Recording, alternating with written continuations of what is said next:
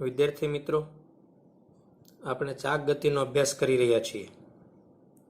તેમાં આપણે કોણીય વેગ, રેખીય વેગ, કોણીય ઝડપ, રેખીય ઝડપ એટલે કે સદી સ્વરૂપ જોયું. કોણીય પ્રવેગ, રેખીય પ્રવેગ, કોણીય સ્થાન અને રેખીય સ્થાન વગેરે જેવી રાશિઓ જે છે તેની આપણે સરખામણી પણ જોઈ અને એને સાબિત પણ કરી.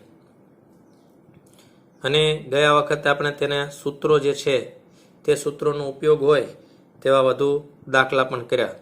MCQ વધુ કરવાથી આપણને કોઈ પણ ટોપિક છે એ વધુ દ્રઢ થાય છે. સાબિત કરતાં કદાચ તમને આવડી જશે કોઈ પણ જે છે તે, પરંતુ ખરેખરું તો ત્યારે જ આવડશે કે રકમ વાંચીને દાખલામાં એને એપ્લાય કરતા આવડે. આજે આપણે વધુ નવી રાશિઓનો અભ્યાસ કરીશું જે ખૂબ મહત્વની છે.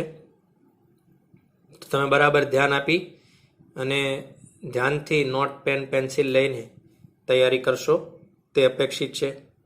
તો આવો આપણે ચાક ગતિમાં વધુ એક નવી રાશિ, રેખીય ગતિમાં જેને બળ કહેવાતું હતું તેને ચાક ગતિમાં ટોર્ક કહેવાય છે. જે તમને યાદ હોય તો પહેલાં કોઠામાં આપણે જોયું હતું. અને બીજી રાશિ રેખીય વેગમાન અને કોણીય વેગમાનનો અભ્યાસ આપણે કરીશું. તો બે જ બાબતો જે છે તેને વધુ મહત્વ આપણે આપીએ અને એને શીખવાનો પ્રયત્ન કરીએ. ત્યારબાદ આપણે આગળ બધું નવી થિયરીઓ જોઈશું. ટોર્ક અને કોણીય વેગમાન, ટોર્ક એન્ડ એંગ્યુલર મોમેન્ટમ. હમણાં બળની ચાક માત્રા એટલે ટોર્ક કહેવાય, રાઈટ. મોમેન્ટ ઓફ ફોર્સ એટલે ટોર્ક. પહેલો સવાલ આપણે જોઈશું, ટોર્ક એટલે શું? એક કણ લાગતું ટોર્ક સમજાવો. રેખીય ગતિમાં બળ જેવો ભાગ ભજવે છે તેવો જ ભાગ ચાક ગતિમાં ટોર્ક ભજવે છે. જેમ કે રેખીય ગતિમાં વેગ કહેવાય, અહીંયા કોણીય વેગ કહેવાય. રેખીય ગતિમાં પ્રવેગ કહેવાય, અહીંયા કોણીય પ્રવેગ કહેવાય. રેખીય ગતિમાં સ્થાનાંતર કહેવાય તો અહીંયા કોણીય સ્થાનાંતર કહેવાય, થીટા. આ બાબતો આપણે જોઈતી. તો આગળ નવું જોઈએ, રેખીય ગતિમાં જેને તમે બળ કહો છો, બળ, તો તે અહીં આપણને કહેવાશે ટોર્ક. બળ જેવો ભાગ ભજવે છે ટોર્ક, આપણે યાદ રાખીશું. અથવા બળની ચાક માત્રા, ટોર્કનું બીજું નામ છે બળની ચાક માત્રા. ધારો કે અહીંયા એક પી પોઈન્ટ છે, પી કણ છે. અહીંયા આ જે યામ એક છે વાય યામ છે, આ એક્સ યામ છે, આ જે છે એ ઝેડ યામ છે, રાઈટ. અને આ જે છે એની રેડિયસ છે પી, અને પી કણ જે છે એ ચાક ગતિ જે છે એ કરે છે. તો એનો ઉગમ બિંદુની સાપેક્ષે સ્થાન સદિશ આર છે. આ ઉગમ બિંદુની સાપેક્ષે સ્થાન સદિશ એનો આર છે, પીનો, જે આ ડાયરેક્શનમાં આગળ મળે છે, આર જ છે, રાઈટ. હવે કણ પી પર એફ જેટલું બળ લાગે છે અને આર અને એફ વચ્ચે થીટા ખૂણો છે. આ તમારે લખવાનું પણ છે અને સાબિત પણ કરવાનું છે. તો એક એક સ્ટેપ આપણે જોઈશું. આકૃતિમાં દર્શાવ્યા અનુસાર પી કણ છે અને એનું સ્થાન સદિશ આર છે. આ પી ઉપર એફ જેટલું બળ લાગે છે અને આર અને એફ ની વચ્ચે થીટા ખૂણો છે. અહીં કણ કોઈ દ્રઢ વસ્તુનો હોવો જરૂરી નથી, રાઈટ. સ્થાન સદિશ આર અને બળ એફ ના સદિશ ગુણાકારને ટોર્ક અથવા બળની ચાક માત્રા કહે છે. આ વ્યાખ્યા છે. આર અને એફ નો સદિશ ગુણાકાર, એફ અને આર નો નહીં, કેમ કે ક્રોસ પ્રોડક્ટમાં ઉલટા સુલટું ન ચાલે. આર અને એફ ના સદિશ ગુણાકાર એટલે ક્રોસ પ્રોડક્ટ ને ટોર્ક કહેવાય. તો તમને પૂછવામાં આવે ટોર્કની વ્યાખ્યા, તો આર અને એફ નો સદિશ ગુણાકાર એટલે કે R cross F, F cross R ની. આગળ મેં તમને શીખવાડ્યું હતું V is equal to omega cross R, R cross omega નહીં. તેની સંજ્ઞા ટાઉ છે, ટાઉ, ટોર્ક ટાઉ કહેવામાં આવે છે. અથવા એનું બીજું નામ છે બળની ચાક માત્રા. તો ધ્યાન રાખીશું, યાદ રાખીશું, મહત્વની વાક્ય છે. લખાય આવી રીતે, torque tau is equal to R cross F. મૂલ્ય કેવી રીતે લખાય? તો આર એફ સાઇન થીટા, આપણું સૂત્ર છે એ ક્રોસ બી, એ બી સાઇન થીટા. મેં તમને કીધું ક્રોસ પ્રોડક્ટના ગુણધર્મો એ તમારો પ્રાણ છે એમ સમજી લો. 6 ગુણધર્મો આવડવા જ જોઈએ, તો જ તમને આ બધી થિયરીમાં અંદાજ આવે. ન પાકા કર્યા હોય તો હજી કરી લેવા ખૂબ જરૂરી છે. તો થઈ ગયું R cross F, R F sine theta, જ્યાં આર યાનું સદિશ આરનું મૂલ્ય છે અને મોડ એફ એફનું મૂલ્ય છે, તથા આર અને એફ વચ્ચે થીટા ખૂણો છે.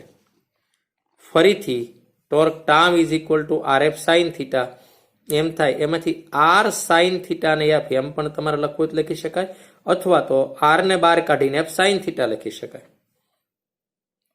એટલે કે ટોર્કને આમ લખાય કે torque tau is equal to R લંબ એટલે કે આર સાઇન થીટા, અથવા તો એફ લંબ લખો તો એફ સાઇન થીટા, જ્યાં ટોર્ક એ બળ અને બળની કાર્યરેખાનું ઉગમ બિંદુથી લંબ અંતર.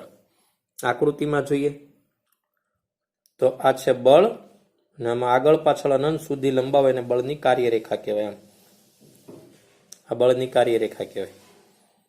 તો ઉગમ બિંદુથી જે 90 ડિગ્રી અંતર આવે તે ભાગ, બળની કાર્યરેખા આગળ આગળ આમ લંબાવતા જાઓ, ઉગમ બિંદુથી 90 ડિગ્રી ઉપર આવે તે બળ અને એને ગુણ્યા બળની કાર્યરેખાનું ઉગમ બિંદુથી લંબ અંતર, એટલે આ બળ અને એને ગુણ્યા બળની કાર્યરેખા લંબાવો અને બળની કાર્યરેખા કહેવાય, એનું ઉગમ બિંદુથી લંબ અંતર.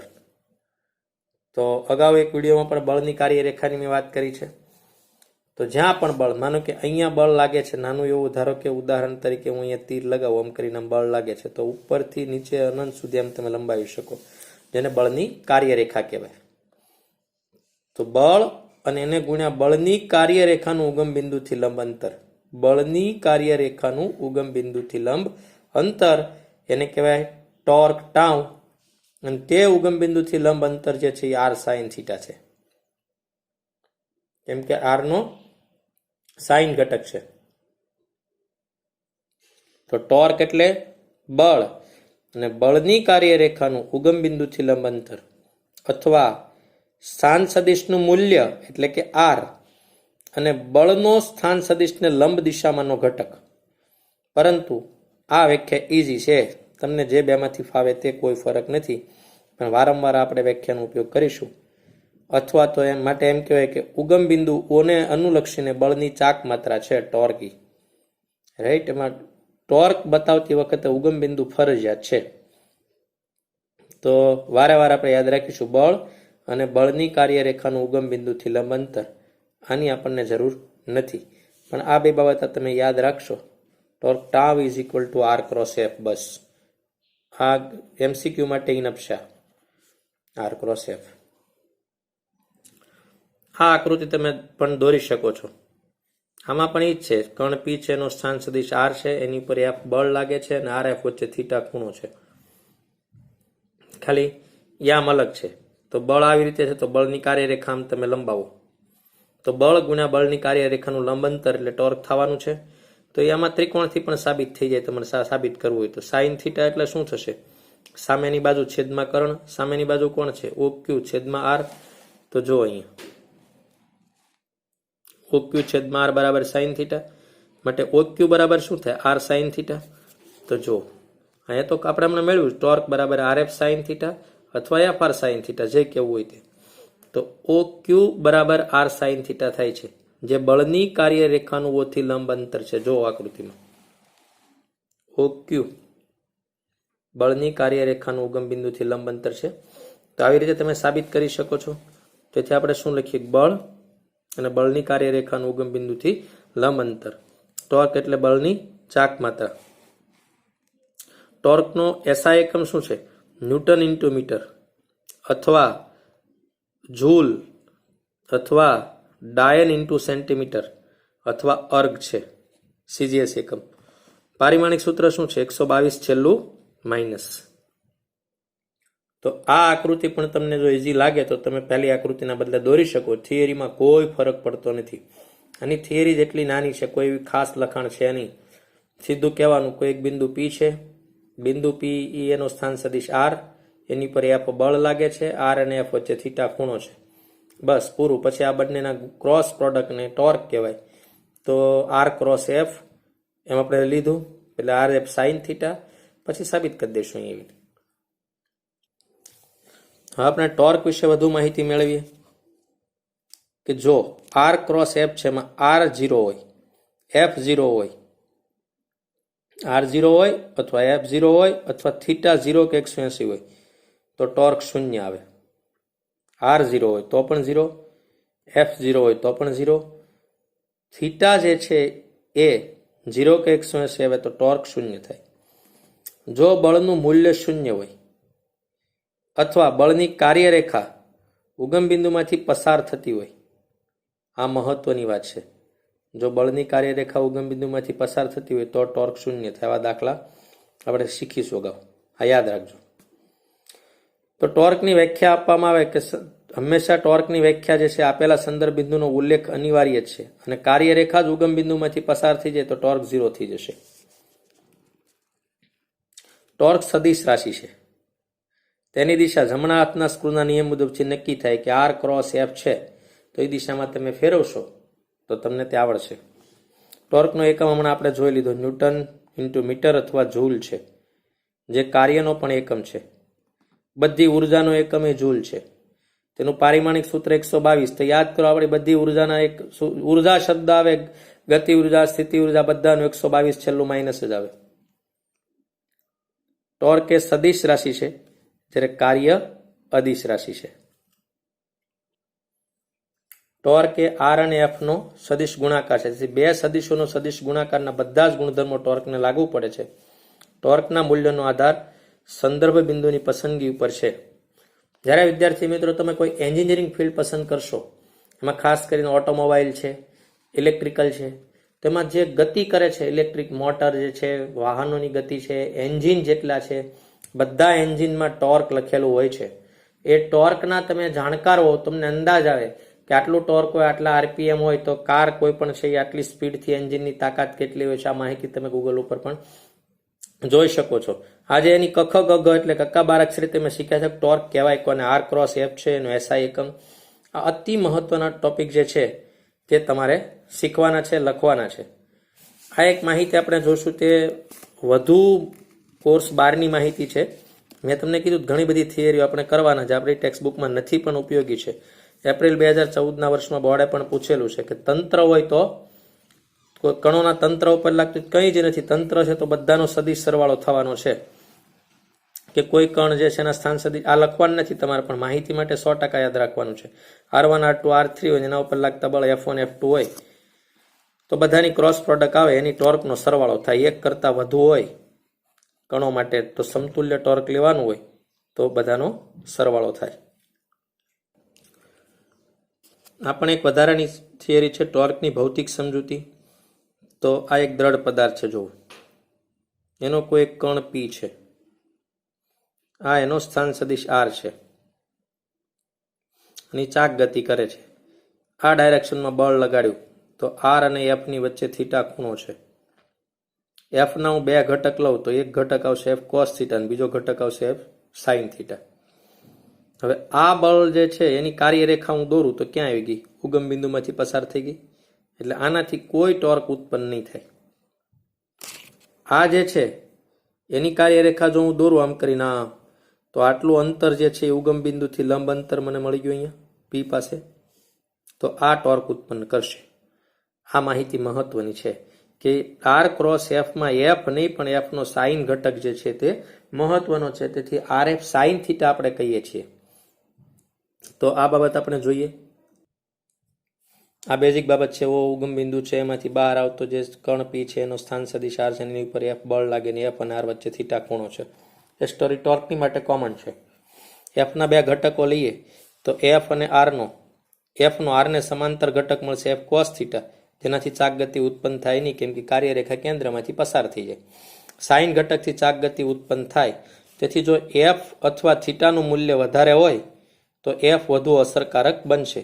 ઉપરાંત એફના બિંદુનો સ્થાન સદિશ વધુ હોય તો પણ ચાક ગતિ માટે વધુ અસરકારક બનશે. આમ ચાક ગતિ માટે માત્ર એફ નહીં પરંતુ આર એફ સાઇન થીટા જે ટોર્ક જે છે તેને સૂત્ર સ્વરૂપે નીચે મુજબ લખી શકાય. આ બાબત આપણે જોઈ છે. ટોર્ક એ ચાક ગતિ ઉત્પન્ન કરવા માટે બળની અસરકારકતાનું માપ છે, કે કેટલું તમે કોઈને આવી રીતે રોટેટ કરી શકશો એનું માપ છે. તો આપણે બળ અને ટોર્ક કોને કહેવાય તે બાબત જોઈ લીધી. Torque tau is equal to R cross F અથવા આર એફ સાઇન થીટા, પણ યાદ તો આર ક્રોસ એફ રાખવાનું છે. એસઆઈ એકમ જોયો છે, એને અનુરૂપ કેટલીક મહત્વની બાબતો પણ આપણે જોઈ છે. આજે આપણે નવી એક રાશિ જોઈશું તે કણનું કોણીય વેગમાન. તો કણનું કોણીય વેગમાન સમજાવીને દર્શાવો કે તે રેખીય વેગમાનની ચાક માત્રા છે. બળની ચાક માત્રા એટલે ટોર્ક અને રેખીય વેગમાનની ચાક માત્રા એટલે કોણીય વેગમાન. રાઈટ. તો આપણને ખબર છે કે આર ક્રોસ એફ હતું, તો અહીંયા આર ક્રોસ પી થશે. ચાક માત્રા આપણને ખબર છે. રેખીય વેગમાનને પી કહેવાય. રેખીય વેગમાનની ચાક માત્રા તો આર ક્રોસ પી બરાબર કોણીય વેગમાન. બળની ચાક માત્રા એટલે ટોર્ક, તો બળ એટલે એફ, અને બળની ચાક માત્રા R cross F is equal to torque. તો જેમ બળની ચાક માત્રા એ બળનું પરિભ્રમણીય સમતુલ્ય છે, તે જ પ્રમાણે કોણીય વેગમાન એ રેખીય વેગમાનનું પરિભ્રમણીય સમતુલ્ય છે. જેવો રિલેશન ટોર્ક વચ્ચે છે, બળ વચ્ચે છે, તેવો જ રિલેશન અહીંયા કોણીય વેગ અને વેગમાન સાથે છે. રેખીય વેગમાન આકૃતિમાં દર્શાવ્યા મુજબ એમ દળનો કણ ક્યુ નો કાર્તેજીયામ પદ્ધતિમાં ઉગમ બિંદુ ઓની સાપેક્ષે સ્થાન સદિશ આર છે. આ એક કણ ક્યુ છે, અગાઉ આપણે પી લીધો, તો એનો સ્થાન સદિશ શું છે? આર. હવે આ કણ જો ચાક ગતિ આવી રીતે આમ કરતો હોય આમ, તો એનો વેગ ક્યાં હોય? એના સ્પર્શકની દિશામાં હોય. અહીંયાથી આમ ચાક ગતિ કરે છે. ધારો કે આ જે ડાયરેક્શન જે છે એનો સ્પર્શક રહે, એવી રીતે માની લો કે આ ચાક ગતિ એવી રીતે આમ કરે છે, પાથ એનો છે, તો એનો સ્પર્શક વેગ આ બાજુ હોય તો વેગમાન પણ ક્યાં છે? ત્યાં છે. તો આ સદિશ તો રેખીય વેગમાનનો સદિશ. રાઈટ. તો રેખીય વેગમાનને આર વચ્ચે કયો ખૂણો છે? થીટા. તો આની જે કાર્યરેખા છે એનું લંબ અંતર છે. તો જે બાબત અગાઉ જોઈતી વેગમાનની કાર્યરેખા અને એનું ઉગમ બિંદુથી લંબ અંતર, એ જ થિયરી, એ જ સાબિતી, માત્ર નામ બદલવાનું છે ખાલી. તો કણનો રેખીય વેગ વી, તેથી તેનું રેખીય વેગમાન થશે સદિશ પી બરાબર એમવી. ક્યુ એ દ્રઢ પદાર્થોનો કણ હોવો જરૂરી નથી. બધા શબ્દો ટોર્ક વાળા છે તે છે. તેમજ વર્તુળાકાર માર્ગે કણ ગતિ કરતો હોવો પણ જરૂરી નથી. આર અને પી વચ્ચે કયો ખૂણો છે? થીટા ખૂણો છે. રાઈટ. આર અને પી ના સદિશ ગુણાકારને ઉગમ બિંદુની સાપેક્ષે શું કહેવાય? કોણીય વેગમાન એલ. પહેલામાં કહેતા હતા ટોર્ક, જ્યાં આર અને એફ હતો. જ્યાં જ્યાં પી છે તે એફ કરી નાખો એટલે ટોર્ક થઈ જાય, તો એને એલ કહેવાય. એલ ઇઝ ઇક્વલ ટુ શું છે? આર ક્રોસ પી. યાદ રાખીશું. એ જ શબ્દો છે. આરપી સાઇન થીટા તમે લખી શકો. એલ ઇઝ ઇક્વલ ટુ, અગાઉ મેં જોયું તેમ આર પી સાઇન થીટા લઈ શકો અથવા આર સાઇન થીટા અને પી. એટલે આર નો સાઇન ઘટક અને વેગમાન અથવા વેગમાનનો સાઇન ઘટક અને આર. તો આ જ્યાં આર જે છે, આર સાઇન થીટા ઉગમ બિંદુથી પી ની કાર્યરેખાનું લંબ અંતર છે. અને જો આ લઈ લો તો એમ આવશે કે જે વેગમાનના સદિશનો સ્થાન સદિશને લંબ એકમ દિશામાંનો ઘટક છે. પણ બેટર આ જ રહેશે કે પેલામાં લખતા હતા આપણે બળ અને એનું કાર્યરેખાથી, બળની કાર્યરેખાનું ઉગમ બિંદુથી લંબ અંતર. તો અહીંયા એ જ ઈઝી રહેશે કે વેગમાન અને એનું ઉગમ બિંદુથી લંબ અંતર, વેગમાનની જે કાર્યરેખા છે એનું ઉગમ બિંદુથી લંબ અંતર. તો વેગમાન અને વેગમાનનું ઉગમ બિંદુથી વેગમાનની કાર્યરેખાનું લંબ અંતર. મૂળ મુદ્દો આ છે. આપણે આ યાદ રાખીશું સૂત્ર. L is equal to R cross P. R ઉમેરાય છે. Torque tau is equal to R cross F. આ બાબત આપણે યાદ રાખીશું. આને કહેવાય વેગમાનની ચાક માત્રા. ટોર્કને કહેવાય બળની ચાક માત્રા. એને આગળ આપણે જડત્વની ચાક માત્રા શીખીશું. તો આ આપણે યાદ રાખીશું. બરાબર. કોણીય વેગમાનના કાર્તેજીય ઘટકો, તો આ તો ક્રોસ પ્રોડક્ટ છે. અગાઉ આપણે શીખ્યા જ છીએ. આર ક્રોસ એફ આઈ જે કે, જેની જરૂર છે ને દબાઈ દો ઉપરથી નીચે, માઇનસ નીચેથી ઉપર. બસ આટલું જ છે ખાલી. બાકી કંઈ એમના જે કાર્તેજી ઘટકો જે છે એ કોમન છે. ટોર્કના જે મહત્વના ટોપિક જોયા હતા તે જ ટોપિક અહીંયા લાગુ પડે છે કે R0 હોય અથવા P0 હોય અથવા તો L0 હોય. આ ઉપરાંત એમની વચ્ચેનો ખૂણો જે છે એક તો ઉગમ બિંદુમાંથી પસાર થઈ જતી હોય વેગમાનની દિશા જે કાર્યરેખા છે એ તો અથવા થીટા કે 0 હોય તો કોણીય વેગમાન શૂન્ય થાય. કોણીય વેગમાનના ઉલ્લેખ માટે હંમેશા ઉગમ બિંદુ અનિવાર્ય છે. જે ટોર્કમાં તો એ જ બધું છે. કોણીય વેગમાન સદિશ રાશિ છે અને જમણા હાથથી નક્કી થાય છે. તેનો SI એકમ અહીંયા જૂલ ઇન્ટુ સેકન્ડ છે. પહેલાનો જૂલ હતો. 112 છેલ્લું માઇનસ છે, એમાં 121 છેલ્લું માઇનસ છે. કોઈ એક કણ હોય, એક કણના કોણીય વેગમાન અને ટોર્ક વચ્ચેનો સંબંધ મેળવો. આ થિયરી મોસ્ટ IMP છે. કોણીય વેગમાન અને ટોર્ક વચ્ચેનો સંબંધ મેળવો. અથવા તો કેટલીક વખત એમ પણ પૂછાય છે કે ભાઈ dl/dt is equal to tau સાબિત કરો. આ પણ પૂછાય છે. એટલે એ જ બાબત છે. ચાક ગતિ કરતા કણના સ્થાન સદિશ અને તેના રેખીય વેગમાનના સદિશના ગુણાકારને આપેલા સંદર્ભ બિંદુને અનુલક્ષીને કોણીય વેગમાન કહેવાય. R cross P. તો આપણે શું લખીશું? L is equal two R cross P. આ બધી બાબતો તમે ઓળખો છો.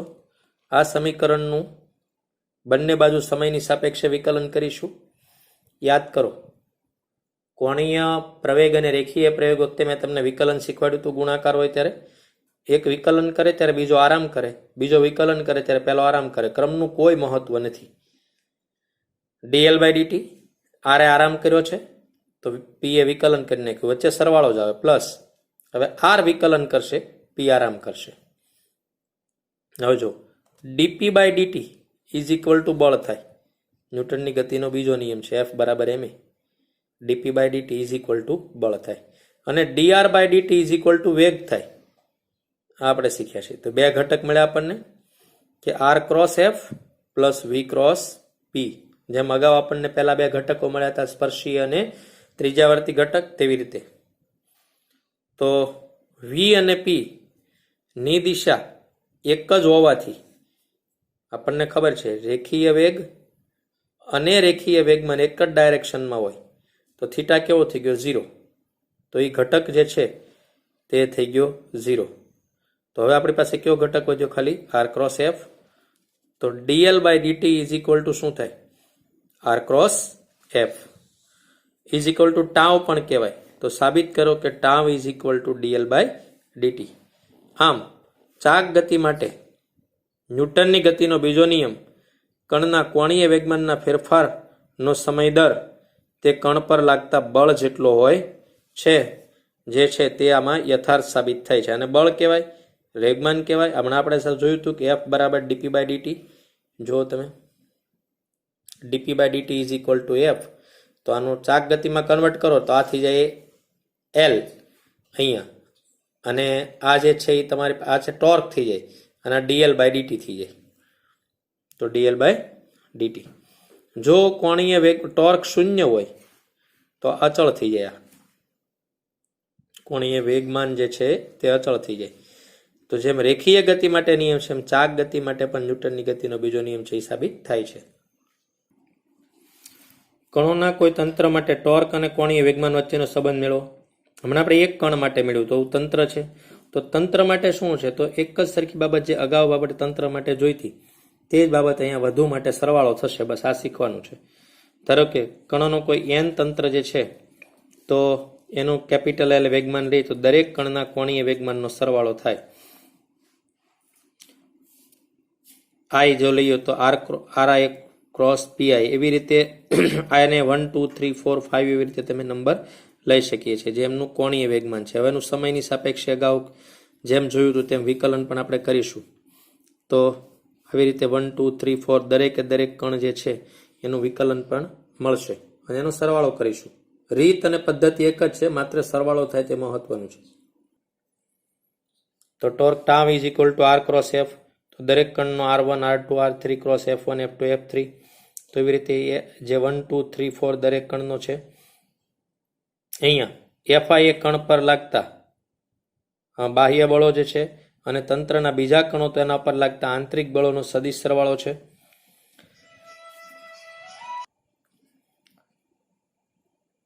તો torque tau is equal two internal plus external plus internal, એમનો પણ આવી રીતે સરવાળો તમે કરી શકો. એક એક કણનો વારો 1 2 3 4. પણ તંત્ર પરના કણો વચ્ચે લાગતા બળો સમાન મૂલ્યના અને વિરુદ્ધ દિશામાં હોય અને તેમની જોડતી રેખા પર હોય છે. તેથી તંત્ર પર કુલ ટોર્કમાં આંતરિક બળોનો ફાળો શૂન્ય હોય છે. તેથી tau internal is equal two 0, એકબીજાની અસરકારકતા નાબૂદ કરે છે. પરિણામે એક્સટર્નલ ટોર્ક જ કામ આપે છે. તેથી સમીકરણમાં dl બાય ડીટીમાં ટાઉ જે છે એક્સટર્નલ છે, બાહ્ય બળ છે. આમ સંદર્ભ બિંદુની સાપેક્ષે કણોનું તંત્ર જે છે, તંત્ર એટલે બહુ બધો સમૂહ જે છે, તે તંત્ર પરના કુલ કોણીય વેગમાનના સમય સાથેનો ફેરફારનો દર આ જ સંદર્ભ બિંદુની સાપેક્ષે તંત્ર પર લાગતા બાહ્ય ટોર્કના સરવાળા બરાબર હોય છે. તો એક સમૂહ માટે જે છે આ સૂત્ર જે છે અગાઉ આપણે સાબિત કર્યું હતું, DP by DT is equal to F, એના જેમ જ છે DL by DT is equal to tau. એટલે આ છે રેખીય ગતિનું સમીકરણ, આ છે કોણીય ગતિનું. એ બંને એકબીજાની સામ્યતા ધરાવે છે. હવે આપણે જોઈશું કોણીય વેગમાનનું સંરક્ષણ. તો રેખીય વેગમાનના સંરક્ષણમાં તમે શું જોશો, બાહ્ય બળ શૂન્ય હોય તો અહીંયા શું આવશે, બાહ્ય ટોર્ક શૂન્ય હોય.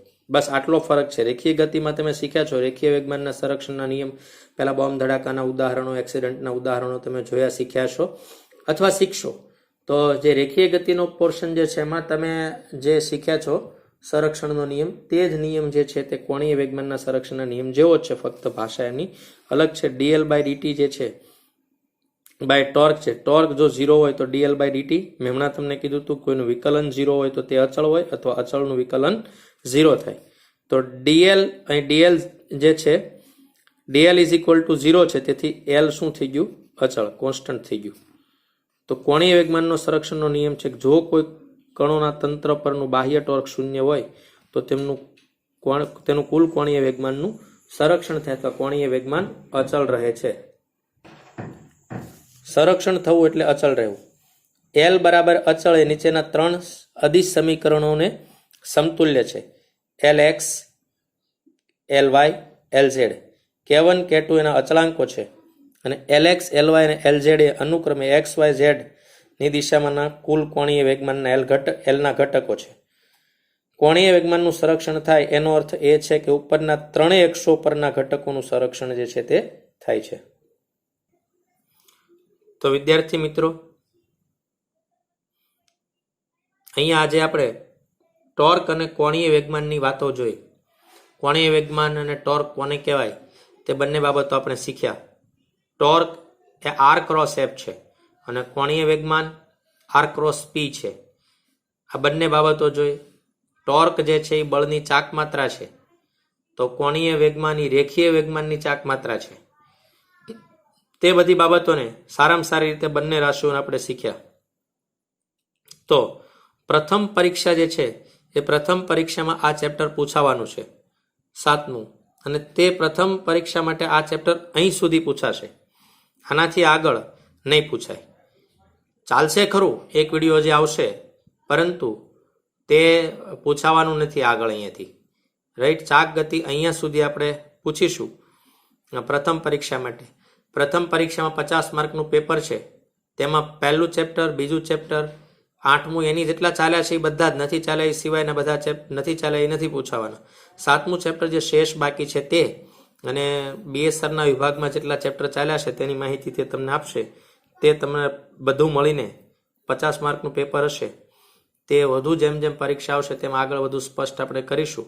પરંતુ એટલું ચોક્કસ છે કે સ્વાધ્યાયના દાખલા અને ઉદાહરણના દાખલા ટેક્સ્ટબુકના જે છે તે તમે વધુ સારી રીતે તૈયાર કરશો તો તમે વધુ સારામાં સારી રીતે પરીક્ષા આપી શકશો. તો અહીંયા સુધી, હવે પછી વિડીયો આવશે પણ હવે પછી જે પ્રથમ પરીક્ષાના કોર્સમાં પૂછાવાનું નથી. તો અહીંયા સુધી ખૂબ મજબૂત અને સારી રીતે તમે તૈયારી કરો. આ સૂત્રોની નોટ અલગથી બનાવો અને ખૂબ સારી સફળતા પ્રાપ્ત કરો તેવી શુભેચ્છા છે. જય સ્વામિનારાયણ.